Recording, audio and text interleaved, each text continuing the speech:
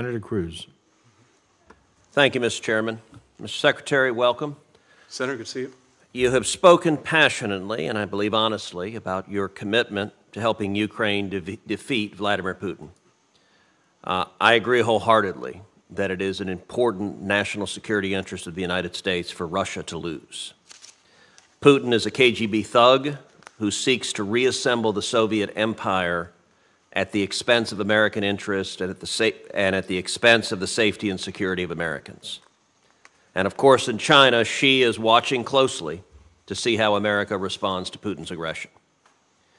I'm deeply concerned, however, that no matter how much you may want to help Ukraine, there is something the Biden administration wants more, which is to re-enter a nuclear agreement with Iran. This administration has shown weakness on Iran since day one and continues to do so. Just in the last few weeks, there have been reports that you again waived congressional sanctions to allow Iraq to move money to the central bank of Iran, which the Ayatollah uses for terrorism, for ballistic missile development, and nuclear weapons work. Of course, that's not all Iran is doing. In January, Mr. Secretary, you publicly assessed that Iran had become, quote, Russia's top military backer. That's a quote. And indeed, Russia uses Iranian banks and tankers and planes to move weapons and to dodge sanctions. Yet the administration and the State Department in particular continue to allow Russia-Iranian cooperation out of a refusal to crack down on Iran. The Biden administration is boosting and in many cases funding both sides of this war. If you look at energy,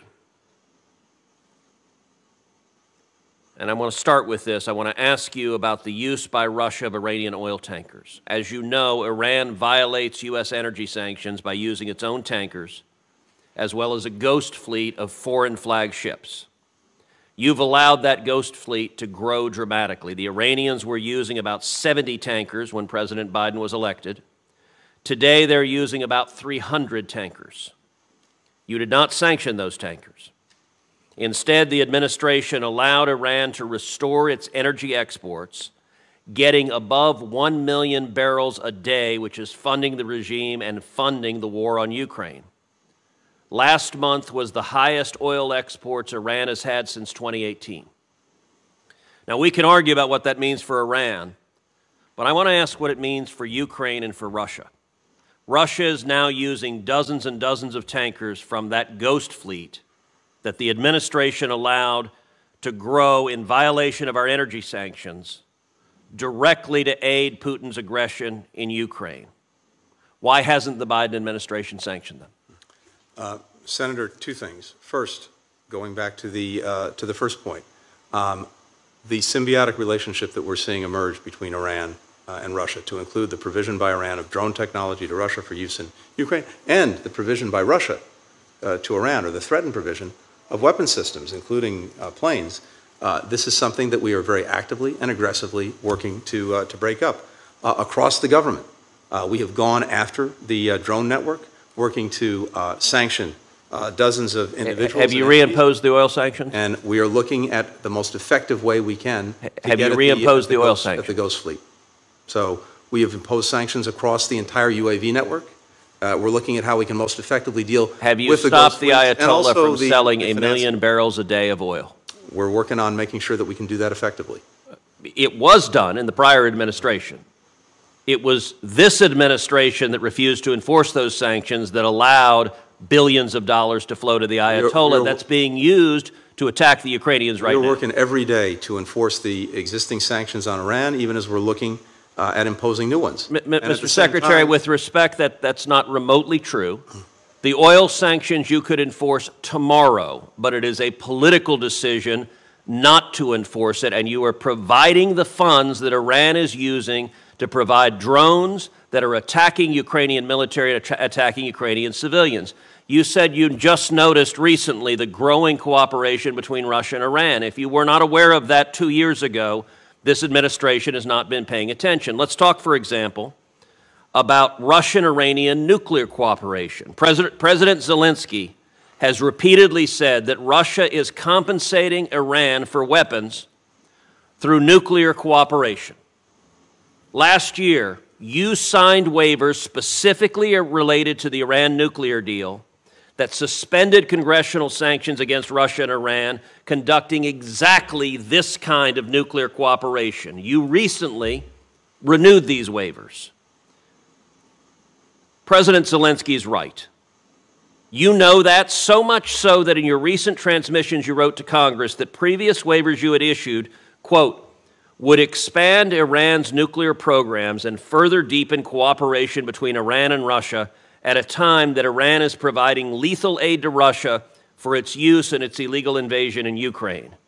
But you didn't cancel the waivers. Instead, you signed them, enabling broad Russia-Iranian nuclear cooperation. Why did you sign these waivers, and why did you do so repeatedly? These waivers have been in the non-proliferation interests of the United States, particularly to make sure that materials that Iran could use to develop its nuclear program were shipped out of Iran, and to make sure that facilities in Iran would not be developed in a way that could lead to further proliferation or the advancement of the program. In the last instance, we have narrowed the waivers significantly, again, to make sure that they're focused only on activities that actually advance our non-proliferation goals. To make sure Mr. Secretary, with all due respect, that answer does not pass the laugh test. Under this administration, you have allowed Iran to get to the brink of a nuclear weapon. There's no work being conducted to make the program safer. Russia is on the side of Iran, and Iran is on the side of Russia. They're both against us. And it's staggering that the Biden administration would say Russia's still on our side trying to constrain Iran. You could halt this cooperation. You could halt the civilian nuclear cooperation with Russia. You could halt the oil sales. But this administration is not willing to do so because of politics. And as a result, the billions of dollars the Ayatollah is getting because of your decisions and President Biden's decisions are funding the war in Ukraine. Why is this administration funding both sides of this war? I fundamentally disagree with that judgment, Senator. We had Iran's nuclear program in a box. Unfortunately, it got out of that box as a result of pulling out, not by us, of the nuclear agreement. As a result, despite the maximum pressure that's been exerted by the previous administration. Would you answer the question I asked? Why are you funding both sides of the war? That nuclear program has moved forward. Would you answer the question, why are you funding both sides of the Ukraine war? We're not funding both sides. We're trying to make sure, wherever we can, that we're pushing back on Iran having access to resources. But you're not going to stop the oil sales? We're looking at the most effective way to deal with... Enforce the sanctions. It's not complicated. Senator Booker. The love.